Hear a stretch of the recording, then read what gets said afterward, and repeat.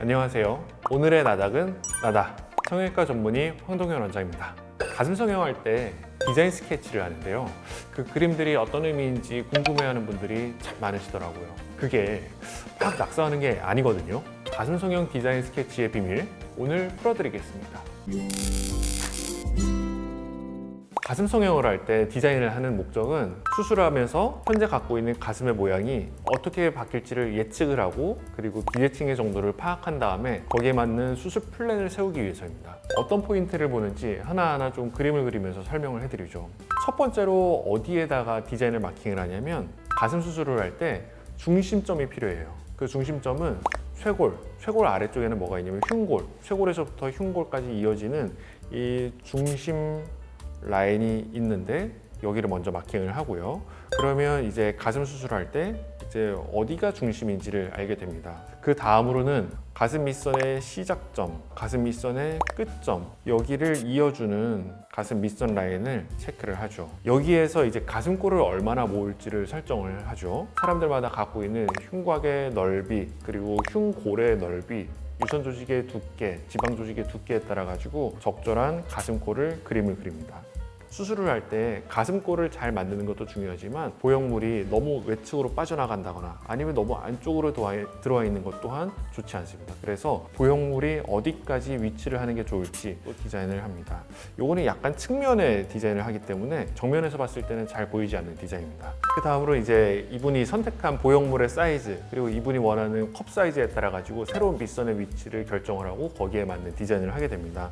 뭐 예를 들어서 이분한테는 이 정도의 새로운 밑선을 만든다라고 가정을 해보죠. 그러려면 내가 현재 갖고 있는 유두의 위치를 먼저 측정을 합니다. 새로운 밑선의 위치에 따라 가지고 가슴 밑선을 디자인을 하게 됩니다. 간혹 가다가 보형물을 충분히 내리지 못해서 생기는 윗볼록이 있을 수도 있기 때문에 이 이상의 보형물을 위치하면 안 된다라고 해가지고 그 윗선도 우리가 설정을 해줍니다. 이렇게 하면은 이제 우리가 수술을 할 때 보형물이 어디에 들어가야 되고 수술을 하고 나서 갖게 될 가슴의 모양을 예측하는 디자인이 완성되는 겁니다.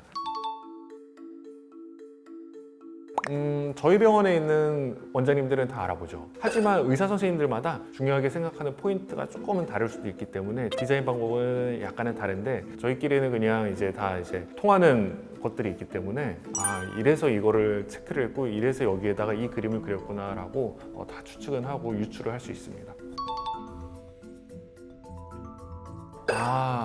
중요한 질문인데 저희가 디자인을 할 때 유성 매직을 써요. 수술을 하기 전에 소독약으로 굉장히 꼼꼼하게 우리가 소독을 진행을 하죠. 여기에는 여러 가지 약품이 사용되는데 그 약품에 지워지지 않게 하기 위해 가지고 수술 전 디자인을 쉽사리 지워지지 않는 그런 유성 매직이나 유성 네임펜을 통해 가지고 하게 됩니다. 인체에 무해한 걸까요, 이게?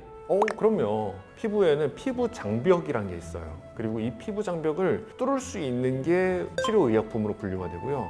이 피부 장벽을 못 뚫는 걸 화장품으로 분류를 해요. 우리가 사용하는 유성 매직 같은 거는 이 피부 장벽을 못 뚫고 체내로 흡수가 되지 않기 때문에 당연히 인체 무해하다고 보셔도 됩니다.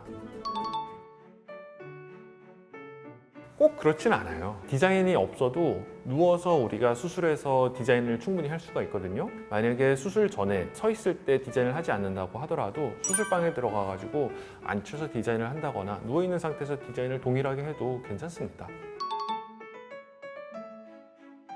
수술을 할 때 이제 피가 나잖아요. 피가 무슨 색이죠? 빨간색이기 때문에 혹시라도 수술을 하다가 이제 출혈이 있으면서 기존 디자인이 이제 지워지거나 아니면 안 보이게 할 수 있기 때문에 파란색을 씁니다.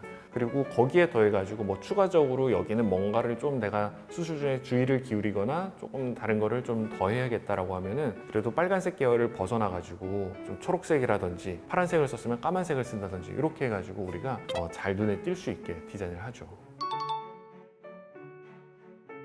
일반적으로 가슴 확대 수술에서는 본래 갖고 있는 유선 조직의 양이라든지 가슴의 특징이 굉장히 희미한 경우가 많아가지고 수술할 때 디자인이 채 5분도 걸리지 않는 경우가 대부분입니다.